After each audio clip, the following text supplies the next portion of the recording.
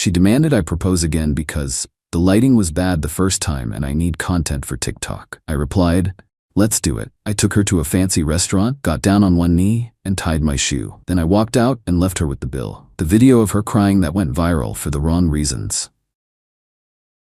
I am a landscape architect. I design spaces that are meant to be experienced, not just photographed. I value authenticity. I value the quiet moments. I've been with Amber, 29F, for 3 years. When we met, she was a normal person. She liked hiking, she liked cooking, she liked living. But about a year ago, she decided she wanted to be a lifestyle influencer. It started small, posting pictures of her coffee, her outfits, but then it consumed her. Every date became a photo shoot. Every meal was cold by the time we ate it because she had to get the perfect angle.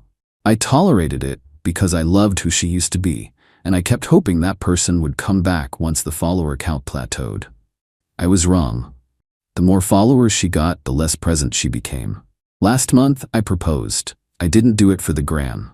I did it for us. We were hiking in our favorite state park. We reached a beautiful overlook at sunset. It was just us. No crowds, no ring lights, just the wind and the golden light. I got down on one knee. I poured my heart out. I told her she was my best friend. She said yes. She cried. It was perfect. Or so I thought. Yesterday, Amber sat me down. She looked serious. Babe, she said, scrolling through her phone. We have a problem. What? Is the ring okay? The ring is fine. It's the proposal. I can't post any of these photos.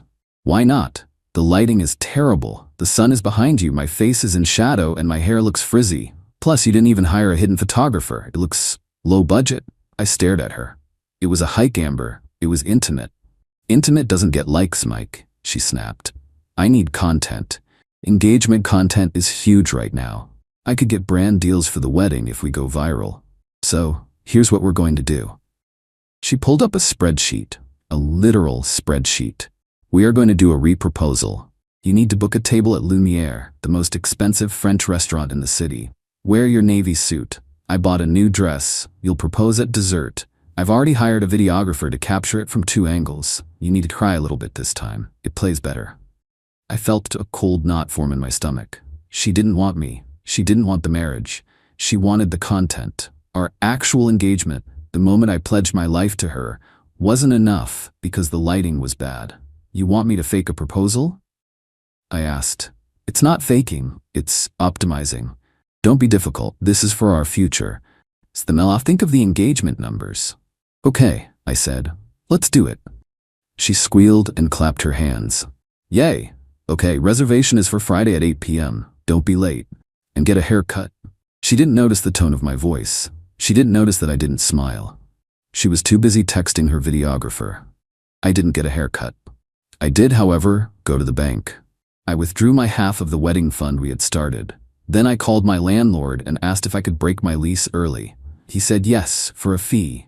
I paid it. I packed my essentials while she was at her glam squad appointment. I moved them to my brother's house. Friday night arrived. I put on my navy suit. I looked sharp.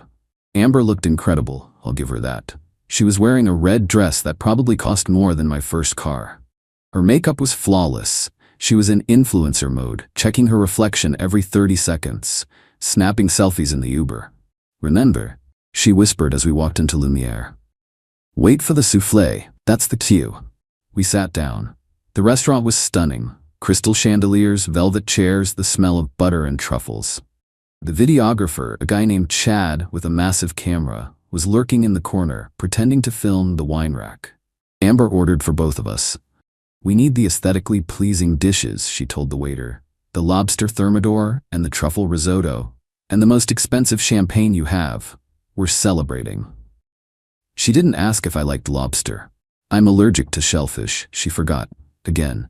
She spent the entire dinner on her phone teasing the big announcement to her followers. Something magical is about to happen. Stay tuned. I sat there, drinking my water, watching the woman I thought I loved turn into a marketing algorithm. The waiter cleared the plates. Amber kicked me under the table.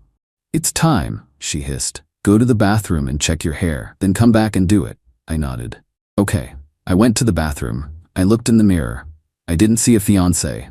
I saw a prop. I adjusted my tie. I walked back out. The souffle arrived. It was huge and fluffy. Chad, the videographer, stepped out from the shadows, camera rolling. The restaurant went quiet. People were watching.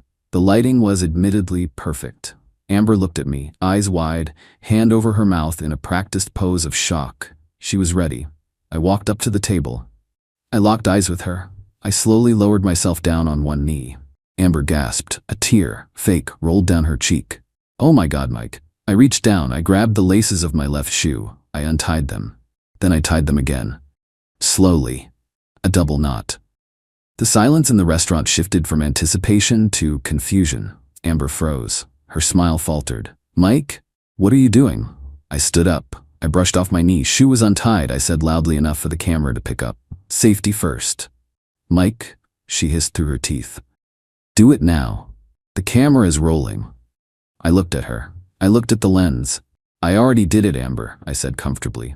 "On the mountain. Remember? The place with the bad lighting. That was real. This is a circus.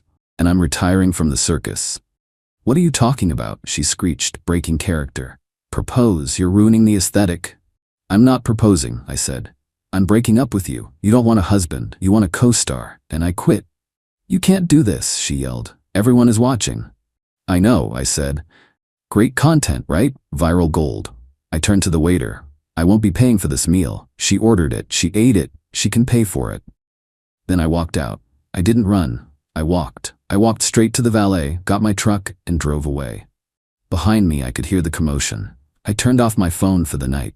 I went to my brother's house, ordered a pepperoni pizza, which isn't aesthetic but tastes amazing, and played video games until 2 a.m. Update 1: the viral moment. I woke up the next morning to chaos. My brother burst into the room. "Dude, you're famous." He handed me his phone. Someone at the restaurant, not Chad, but a random diner, had filmed the whole thing on their phone. The video was everywhere. Twitter, TikTok, Reddit. Title: Guy dumps influencer mid-proposal after she demanded a redo for content. The comments were brutal. Did she really say ruining the aesthetic while he was dumping her? He tied his shoe, the absolute legend. She ordered lobster for a guy with a shellfish allergy. She belongs to the streets. Someone found my old posts mentioning the allergy. Then I saw Amber's version. She posted a tearful video from her car. Mascara running. "He humiliated me. He planned this. He's a narcissist. He left me with a $600 bill." She thought this would garner sympathy. She forgot one thing. The internet detects entitlement like a shark detects blood. Her comments were flaming her. "You made him re-propose because the lighting was bad? You played yourself. He dodged a bullet. You dodged a bill? Oh wait, you didn't." Update 2. Amber tried to come home that morning. She couldn't get in. I had surrendered the keys to the landlord yesterday. She called me from the driveway. "Mike, my key isn't working. And where is the couch?" I answered. "I moved out, Amber. The lease is broken. You have 48 hours to get your stuff before the landlord changes the locks for the next tenant. I suggest you hurry." "You can't do this. I have nowhere to go." "Go to Lumiere," I suggested. "Maybe they'll let you wash dishes to pay off that $600 tab." "I had to put it on my credit card," she wailed. "I'm maxed out. Content costs money," I said. "Welcome to the production budget." I hung up. Update 3. This is my favorite part. Chad, the videographer she hired, contacted me. He sent me a DM on Instagram. "Hey man, sorry about the drama. She refused to pay me because the video was ruined. I have the raw footage. It's cinema. If you want it, it's yours for $50. I just want to buy beer." I Venmo'd him $100. He sent me the file. It was glorious. High definition, 2 angles, crystal clear audio of her saying, "Do it now. The camera is rolling," and me saying, "I'm retiring from the circus." I didn't post it. I'm not that petty. Okay, I lied. I sent it to her mother. Amber's mom, Susan, is a traditional woman. She hates social media. She hates influencing. I sent the video with a text. "Thought you should know why the engagement is off." Amber was more concerned with TikTok than the marriage. "I'm sorry, Susan. I tried." Susan responded, "Oh, for heaven's sake, I am so sorry, Mike. She is grounded. I don't care that she's 29. She is coming home, and she is getting a real job." Final update. 3 months later, I'm living in a new apartment. It has great lighting, but I don't post about it. I'm dating a girl named Jessica. She's a librarian. She has 40 followers on Instagram and hasn't posted since 2019. We went hiking last week. We saw a deer. Did you get a picture? I asked. No, she smiled. I just watched it. It was beautiful. I think I'm gonna marry her. Amber lost about 50K followers after the shoe tie video went viral. Brands dropped her because she became the face of entitled influencer. She tried to pivot to villain-era content, but it just came off as sad. Last I heard, she moved back in with Susan. Susan makes her pay rent. Susan also banned phones at the dinner table. Amber is currently working as a hostess at a chain restaurant. She has to wear a uniform. It is not aesthetic. I still have the hiking boots I wore that day. Every time I tie them, I smile.